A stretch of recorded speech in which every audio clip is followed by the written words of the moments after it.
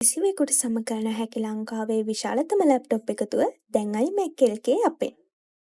ඉතින් ඔබ අපි කවුරුත් දන්නවා හිරු ටීවී මාධ්‍ය ජාලය ගැන සමාජ මාධ්‍ය ඔස්සේ ටීවී මාධ්‍ය ඔස්සේ කතා බහට ලක් කරනවා හිරු ටීවී සමාජ මාධ්‍ය ජාලය තහනම් කරන්න ඕන එක කට්ටියක් කියනවා සමහර කට්ටිය තහනම් කරන්න ඕනේ නැහැ කියලා.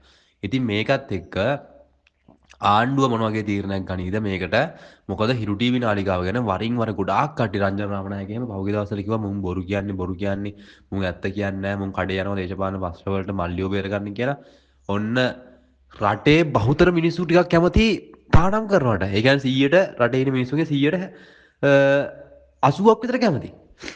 හරිද? ඉතින් මට හිතා ගන්න බෑ මොකද්ද වෙන්න යන්නේ කියලා. මට හිතා ගන්න බෑ කොහෙන් මේක නතර වෙයිද කියලා.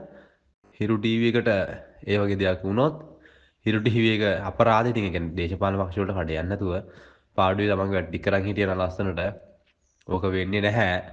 ඉතින් කොහොම හරි මේ වගේ දෙයක් බලාපොරොත්තු වෙන්න බෑ. මේ ආණ්ඩුවෙන් නම් ආයෙ මේක අතරින් නැති මට හිතෙන විදිහට ලයිසන් එක කැන්සල් වෙයි වගේ.